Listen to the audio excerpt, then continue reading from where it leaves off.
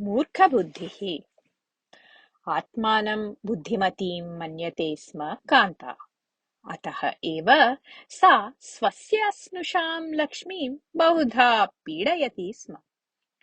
यदा लक्ष्मीः सुन्दरीं शाटिकां धरति स्म, तदा कान्ता स्नुषां वदति स्म, भवती तु सुन्दरी एव अस्ति। पुनः सुन्दरीं शाटिकां धरति चेत् सर्वे भवतीम् एव पश्येयुः। कुदृष्टिः भवतीं बाधेत। अतः भवती सुन्दरीं शाटिकां मा धरतु इति। लक्ष्मीः इष्टं पाकं करोति चेत् कान्ता तां वदति स्म, भवती अनुत्तमं सर्वं मा खादतु। भवत्याः आरोग्यं नष्टं चेत् मया खलु उपचारादिकं चिन्तनीयम् इति। अथ कदाचित् दैवभक्ता लक्ष्मीः किञ्चित् व्रतं कर्तुम् इष्टवती, परन्तु तदपि सोढुम् अशक्ता कान्ता, भवती व्रतं किमपि मा आचरतु। निर्मलभक्त्या भगवतः स्मरणम् एव उत्तमः मार्गः। आहारं विना ध्याने एव महर्षयः मग्नाः आसन् इति कारणतः एव ते महात्मनः अभवन् इति उक्तवती। प्रतिवचनं किमपि दातुम् अशक्ता लक्ष्मीः मौनम् आश्रितवती। तत्काले तस्याः मनसि एवं विचारः आगतः, भक्त्या देवस्य आराधनार्थं व्रतादिकम् एव आचरणीयम् इति नास्ति। निर्मलमनसां सः परमेश्वरः मया स्मरणीयः, सा एव श्रेष्ठा पूजा इति। एवं निश्चित्य सा पूजाम् आरब्धवती। केषाञ्चित् दिनानाम् अनन्तरं वृद्धा कान्ता दिवङ्गता। यमदूताः तां प्रथमं स्वर्गं नीतवन्तः। आत्मानं बुद्धिमतीं भावितवती कान्ता यमदूताः स्वर्गं नयन्तः सन्ति इति कारणतः अतीव सन्तुष्टा। परन्तु यमदूताः तां क्षणं यावत् स्वर्गे स्थापितवन्तः। सा स्वर्गं पूर्णतया द्रष्टुम् अपि न शक्तवती। तावती काले एव यमदूताः तां यमपाशेन बद्ध्वा नरकं नीत्वा यमधर्मराजस्य पुरतः स्थापितवन्तः। एतस्मात् कुपिता कान्ता, किमेतत्?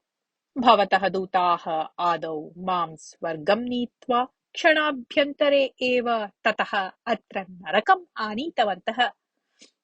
तैः किमर्थम् एवं कृतम् इति यमधर्मराजं पृष्टवती। तदा यमधर्मराजः शान्तस्वरेण उक्तवान्, जीवने सम्पादितस्य अल्पस्य पुण्यस्य कारणतः भवती क्षणं यावत् स्वर्गे स्थातुं शक्तवती, परन्तु पापकार्येभ्यः मुक्तिः प्राप्तव्या चेत् भवत्या 100 वर्षाणि यावत् नरके भवितव्यम् एव इति। तस्य वचनं श्रुत्वा कान्ता उक्तवती, एषः कीदृशः न्यायः? अहं तु यत्किमपि दुष्कार्यं न कृतवती, स्नुषाम् अपि कदापि अहं न तर्जितवती इति। तदा यमधर्मराजः हसन्, भवत्या उक्तं सत्यम् एव अस्ति। भवती कदापि कठोरशब्दैः स्नुषां न तर्जितवती, परन्तु मृदुव्यवहारकाले भवत्याः अन्तरङ्गम् ओपासूयादिभिः ग्रस्तं तु भवति स्म एव।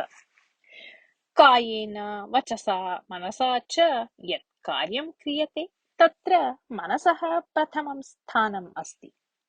भवत्याः तु मनःशुद्धिः एव नास्ति।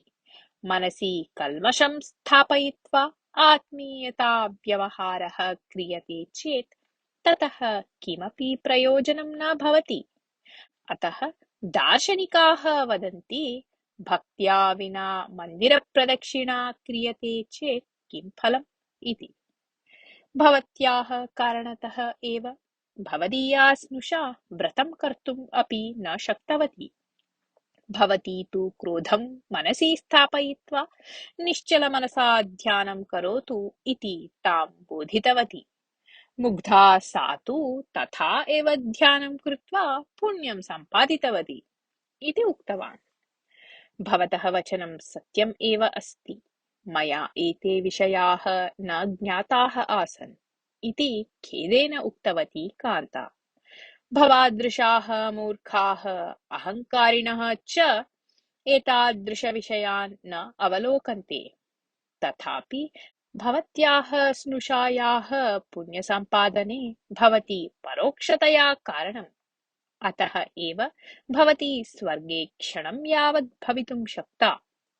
इहलोके परलोके उभयत्रापि स्थानं प्राप्तुम् अनर्हा भवति। तादृशी मूर्खबुद्धिः भवत्याः इति कान्ताम् उक्तवान् यमधर्मराजः। कथा समाप्ता।